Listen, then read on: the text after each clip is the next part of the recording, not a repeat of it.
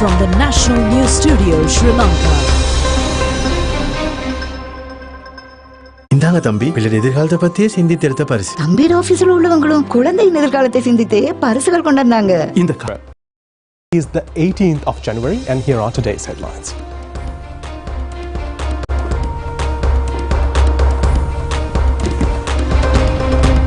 The Election Commission pledges to conduct the election completing the acceptance of nominations. The suspect of the university student murder case has been remanded till the 30th of this month. The suspect will be directed to a consultant psychiatrist. The draft bill on regulating election costs will be presented in Parliament tomorrow. The CNN website declares Jaffna as an inconspicuous and attractive tourist destination in Asia. Price of gold is slated to show a record hike this year.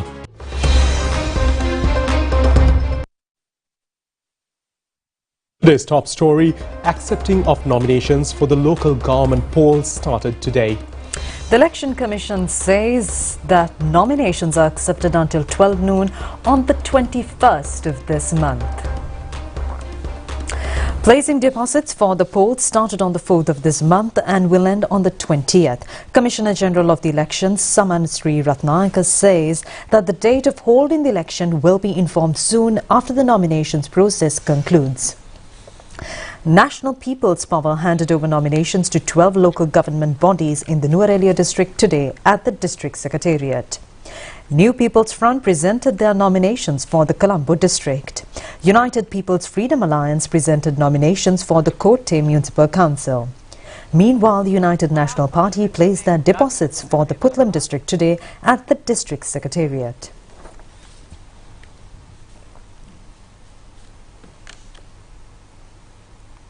The Parliamentary Affairs Committee has decided today to conduct the debate tomorrow on the second reading of the draft bill regulating election expenses.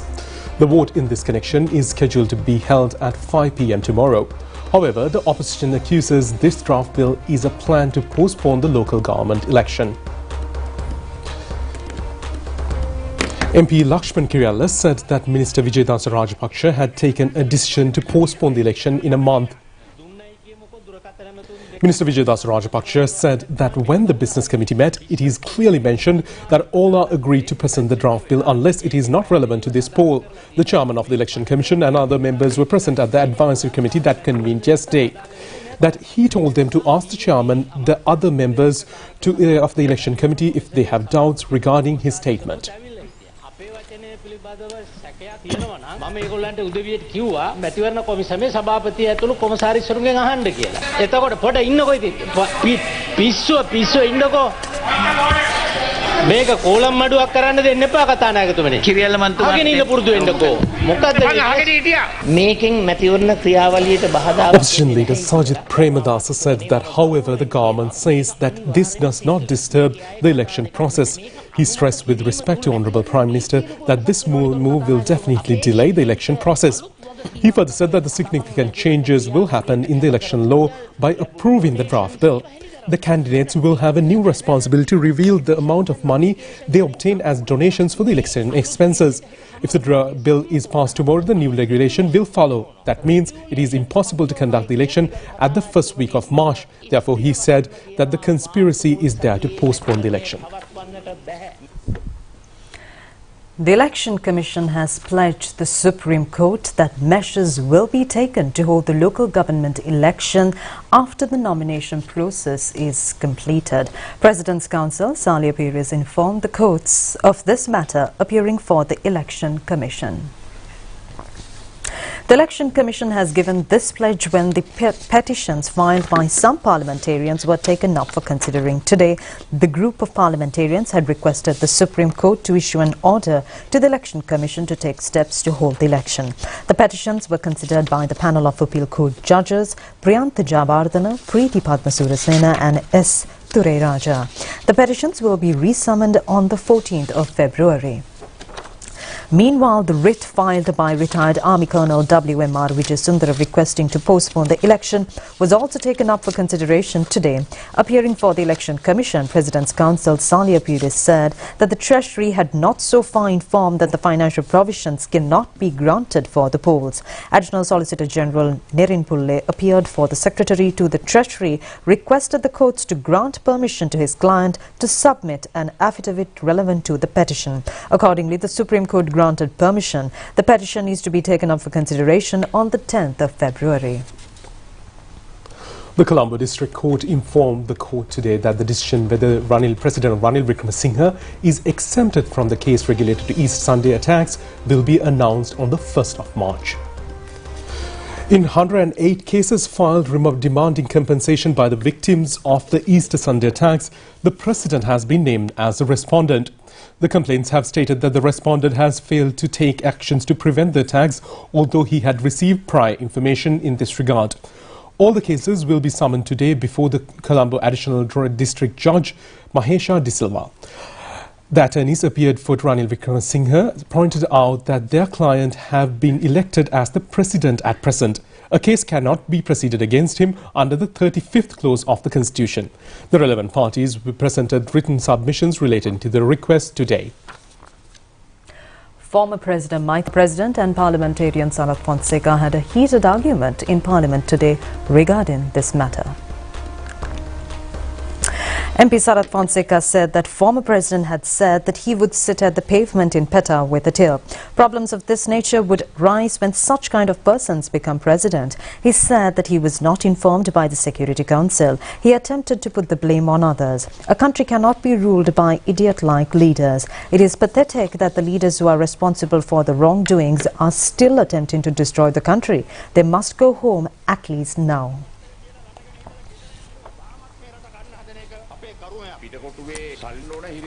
Former President Maithripala Sirisena said that I collect money in Petta from anyone as I have no money. He's the one who repeatedly said during the past few days that I would be imprisoned. But you must know that I am the one who acquitted and released you from jail. I'm the one who made you Field Marshal. Former President Chandrika Bandaranaike was subjected to LTTE bomb blast. As the army commander, you could not save her. You could not even prevent the bomb attack at the army headquarters. මිනිස්සු හමුදා මූලස්ථානයේ බේර ගන්න බැරි මිනිහෙක් මට ඇඟිල්ල දික් කළා කියනවා මේ තමුසේ මේ ජාතික ආරක්ෂාව දන්නේ නැහැ කියලා මා ෆීල්ඩ් මාෂල් කරා කිව්වා අපේ දිනසි MP Field Marshal Sarath Fonseca said that you made me Field Marshal not by your own opinion. It is a decision taken according to the then political manifesto of the election. I have written a 65-page report to the Parliamentary Select Committee. After the Easter Sunday attack, you did not arrive at the country at your earliest. You missed 2 flights as there were no business class seats. You had selected the late flight with first class seats. I have to say that you are a leader who was not keen on coming back to the island, even when the nation was facing a serious attack. මිනිස්සුත් එක්ක කරන්නේ නැහැ. ඒ වගේ තියෙන ආරක්ෂක පියවරවල් විශාල වශයෙන්ම අඩු කරනවා. එතකොට ඒව අතරේ රිංගලෙන්න පුළුවන් ත්‍රස්තවාදීන්. එතකොට සාම සාකච්ඡා තියෙන වෙලාවක සාම ගිවිසුමක් තියෙන වෙලාවක උදා මුලස්ථානයේ ආරක්ෂක අමාත්‍යාංශය වගේ තැන්වල අපි සාමාන්‍යයෙන් කරන යුද්ධයක් තියෙන කාලෙක කරන පියවරවල් මුකුත් ගන්නෙ නැහැ. ඔබතුමාට මේවා තේරෙන්නේ නැහැ. ඒකත් බෑ අහලා තේරුම් ගන්න දැන්වත්. ඊළඟට මෙතුමා කියනවා මම මෙහෙම කරා කියලා. මම ලියලා තියෙනවා පාර්ලිමේන්තු තේරුම්කාරක සභාවේ ඉඳෙද්දී මම තනියම ලිව්වා පිටු 65ක වාර්තාවක්. ඔබතුමා ඒක කරන් කියවන්න. ඒකේ පැහැදිලිව කියලා තියෙනවා බෝම්බේ ගියාන් පස්සේ ගුවන් යාන දෙකක් ශ්‍රී ලංකන් ගුවන් සේවය ලංකාවට ආවා. එකක් දවල් 12ට ආවා. සිංගප්පූරුවේ ඉඳලා එකක් රෑ 9ට ආවා. ඒ දෙකෙන් වෙන්නේ නැතුව රෑ 1ට ආපු සිංගප්පූරු ගුවන් සේවා යාන්නේ ආවේ මොකද? ඒක විතරයි පළවෙනි පන්තියේ තියෙන්නේ. ඔබතුමා රටේ නායකයා. අච්චර ජන විනාශයක් වෙලා ගුවන් යානයක නැගලා රටට එන්න උනන්දුවක් තිබුණා නැති ඔබතුමාට fonseca මැතිතුමා අපි වෙනම විවාදයක් ගමු මේ වෙනුවෙන්. මෙතුමා කියනවා එතුමාට field martial Former President Maithripala Sirisena said that a post of Field Marshal can only be given to a commander if there are over 1 million soldiers. You came after me asking for the post by force. I gave you the post even when the army had only 190,000 soldiers. India has informed the International Monetary Fund that it will support Sri Lanka's debt restructuring plan, as reported by Bloomberg News. Sri Lanka is currently planning to secure $2.9 billion bailout from the global lender. India has written to the IMF, the source told Reuters, asking not to be named because they are not authorized to speak to media. Reuters also reported. A spokesman for the Indian Finance Ministry declined to comment. Sri Lanka requires the backing of China and India, its biggest bilateral lenders, to reach a final agreement with the IMF on the $2.9 billion loan that is essential to put its battered economy back on track. Sri Lanka concluded the debt restructuring talks with Japan. President Ranil Wickremesinghe announced last week. A delegation from China is visiting Sri Lanka, and the Indian Foreign Minister S. Jaishankar is expected to visit tomorrow. Indian External Affairs Minister Dr. S. Jaishankar will undertake a two-day official visit to Sri Lanka from tomorrow. Dr. S. Jaishankar will first visit the Maldives and thereafter fly to Sri Lanka. Visiting Indian Foreign Minister is scheduled to call on Sri Lankan President Ranil Wickremesinghe and Prime Minister Dinesh Gunawardena. A statement issued by the Indian Ministry of External Affairs said he will also hold discussions with Sri Lankan Foreign Minister MUM Ali Sabri on the entire gamut of close India-Sri Lanka partnership and steps to strengthen it in all spheres, the MEA statement said. Sri Lanka is a close friend and neighbour, and India has stood with the people of Sri Lanka at all times, the statement said. Discussions on the current developments in Sri Lanka and the government's plans for 2023 as a year of socio-economic stabilization, reconciliation and recovery were held between Sri Lanka and the United Kingdom at the Foreign Ministry in Colombo yesterday. The constructive bilateral engagements took place in the 75th year of the UK-Sri Lanka diplomatic relations, the Foreign Affairs Ministry has stated. Secretary of the Ministry of Foreign Affairs Aruni Vijayawardena said that the Permanent Under-Secretary of Foreign, Commonwealth and Development Office of the United Kingdom, Sir Philip Barton, held the discussions at the Foreign Ministry in Colombo on Tuesday, the 17th of January 2023. The Foreign Secretary Vijayawardena briefed the UK Permanent Under-Secretary on the current developments in the country and the government's plans for 2023 as a year of socio-economic stabilization, reconciliation and recovery. Permanent Under-Secretary Barton encouraged Sri Lanka's efforts and reiterated the support of the UK in this regard. In view of the priority placed by Sri Lanka on the economic recovery and growth, Foreign Secretary highlighted the significance of Sri Lanka's economic partnership with the UK. Under the Developing Countries Trade Scheme, with which provides the duty-free access to UK markets as well as other sectors, enhancing UK's contribution to Sri Lanka's tourism and skilled labour migration. The two sides appreciated the potential to further expand trade and investment ties, including reactions to climate change activists and the achieving of Sri Lanka's target of achieving 70% renewable energy by 2030. GCE Level Examination 2022 will commence on the 23rd of this month. It ends on the 17th of February. A media briefing headed by Commissioner General of Examinations in this connection was held at the Government Information Department today. Commissioner General of Examinations Amit Sundara said that they have made a request to the Electricity Board to provide uninterrupted power supply during the examination period.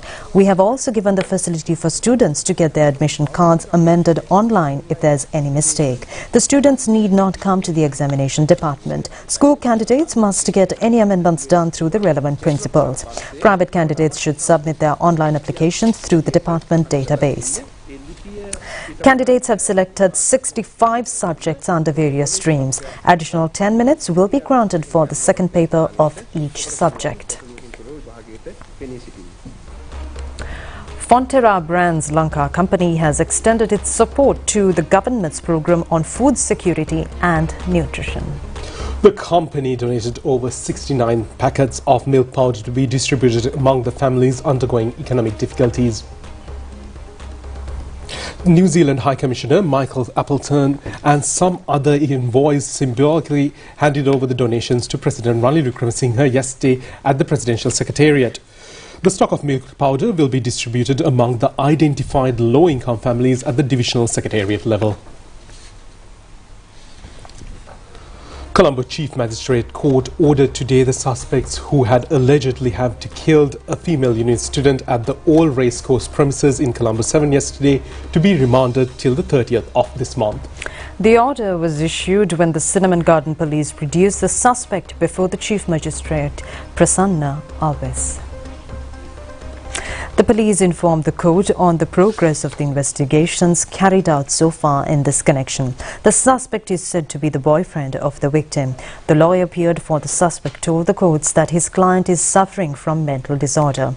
The magistrate ordered the prison officers to direct the suspect to a consultant psychiatric at the National Institute of Mental Health and to get a report. Both the assassinated female student and the suspect are third-year students in the Applied Science faculty in the Colombo University. The couple had left the Colombo University premises after the first lecture and reached the old racecourse grounds. The investigation revealed that the suspect student had stabbed the girl following an argument and fled the premises.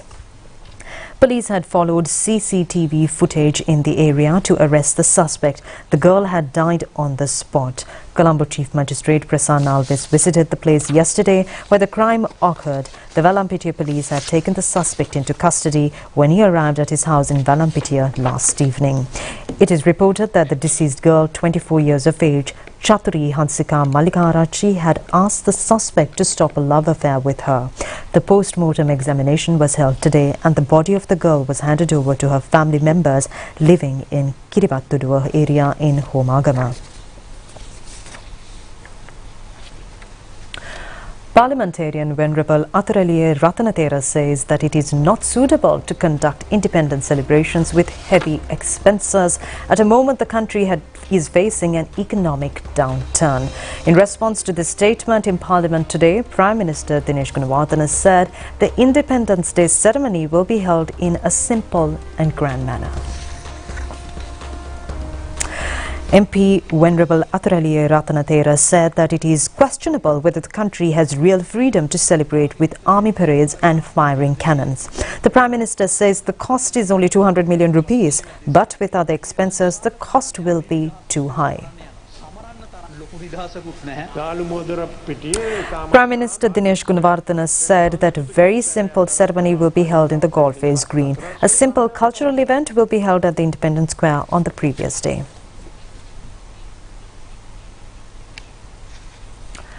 And in more stories, Prime Minister Dinesh Gunawardena says that it was a far-sighted decision taken to initiate the National Youth Brigade by the President, then Prime Minister Ranil Wickremesinghe.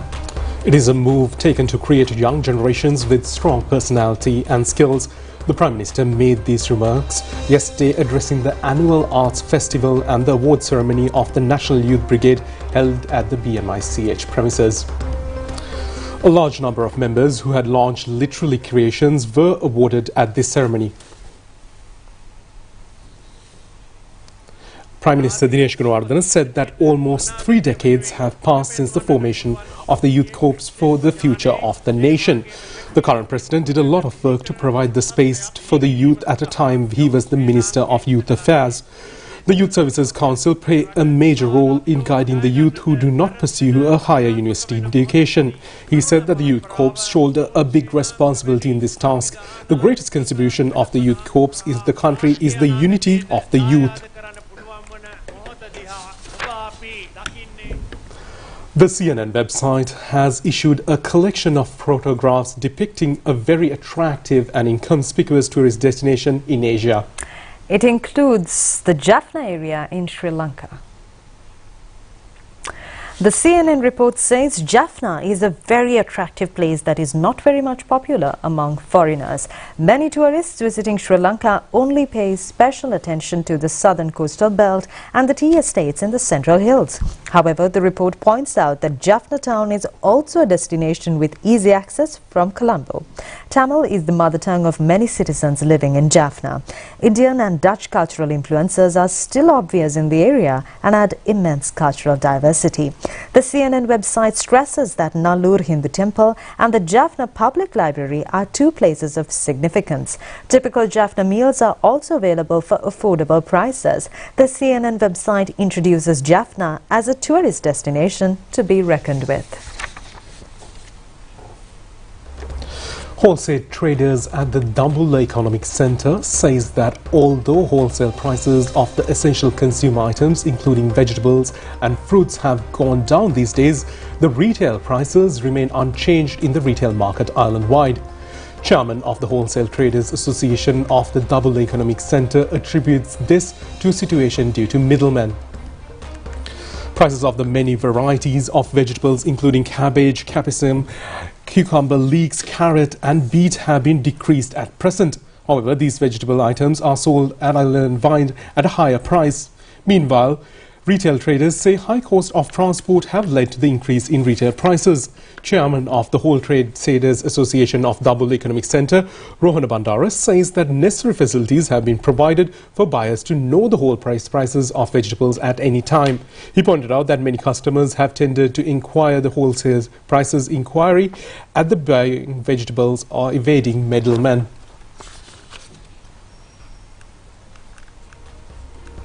Damage to crops caused by wild animals at the immense present. The Quebec Agrarian Research and Training Institute says that animals such as monkeys, bonnet monkeys and giant squirrels have destroyed over 200 million coconuts during last year. This has been revealed from a study conducted under the title of Farmer-Animal Conflict. Bonnet monkeys have damaged coconut cultivations in 200 agrarian divisions. Coconut cultivations in 180 agrarian divisions have been subject to damages by giant squirrels.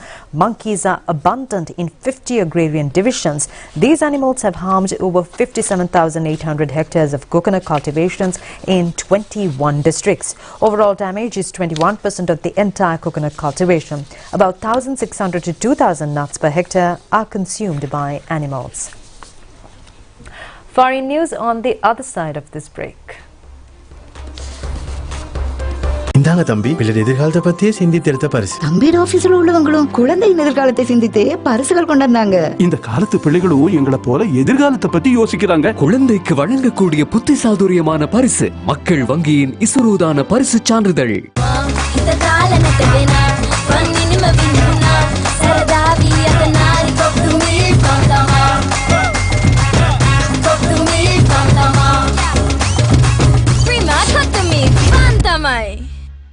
A new day, new possibilities.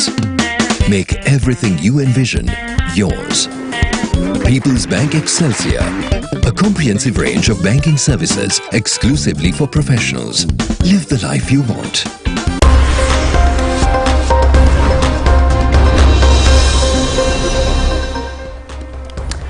Welcome back, and in your foreign news tonight, gold prices are expected to rise towards record highs above United States dollars 2,000 announced this year, albeit with a little turbulence, as the United States slows the pace of rate hikes and eventually stops increasing them, according to industry analysts.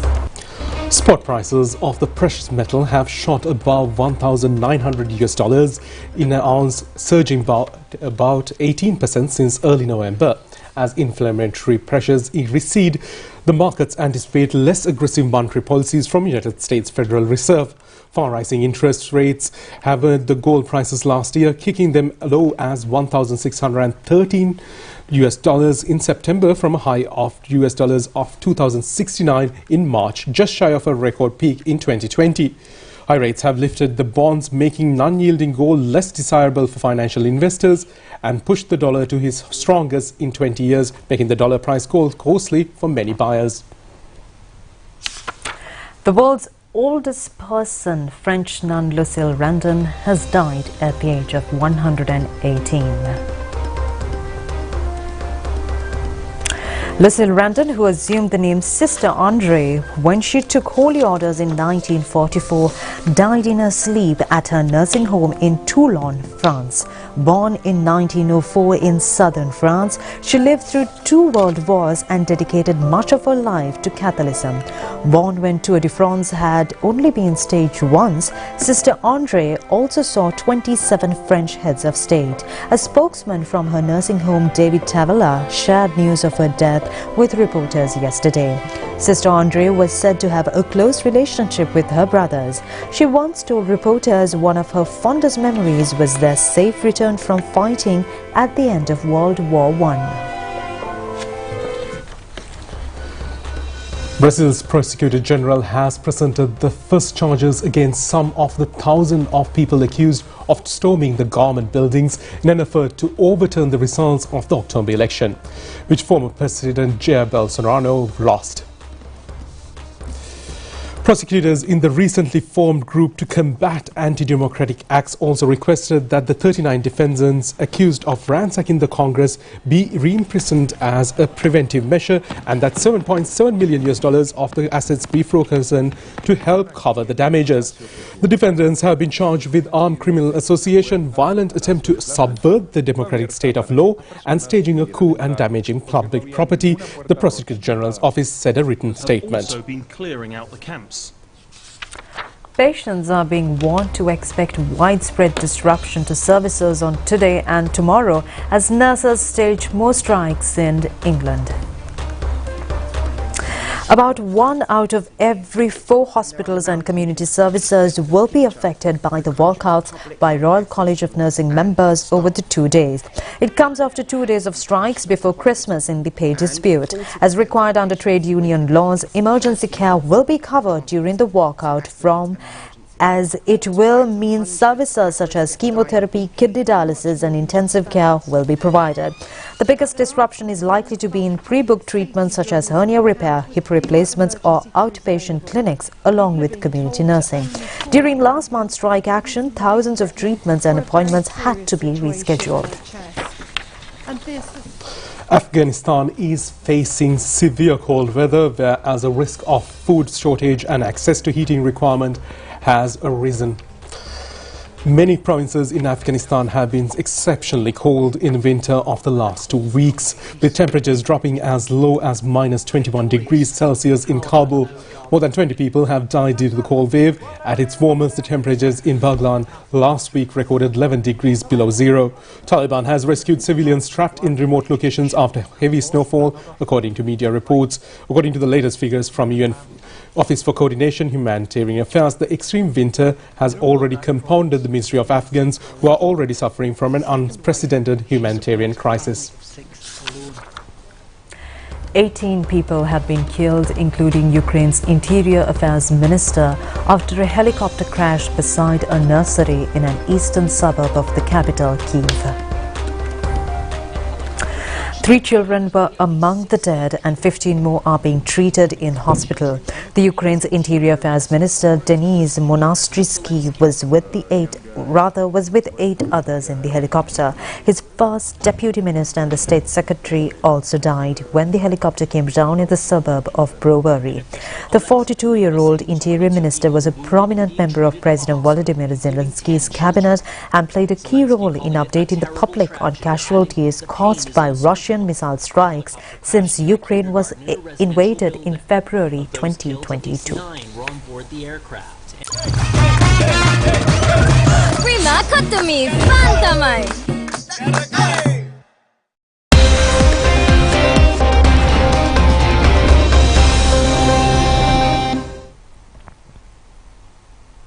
Now on to sports news. We are looking at news from the Sri Lanka Football Association.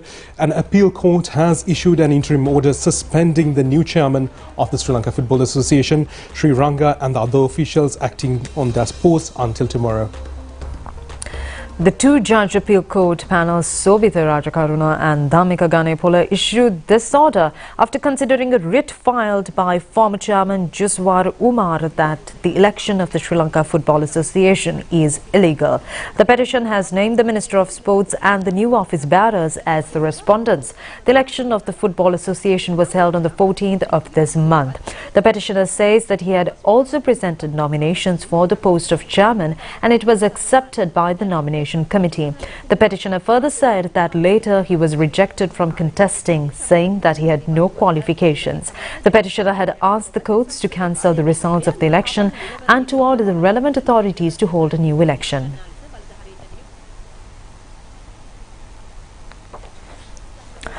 Australia won the match against Sri Lanka Under-19 Women's World Cup Cricket Tournament. The match was played at Winoni in South Africa. Batting first, the Australian team scored 159 runs for the loss of 5 wickets in the allotted 20 overs. Sri Lanka had a victory target of 160 but was all out for 50 runs. Prima Kotumi Fantamai.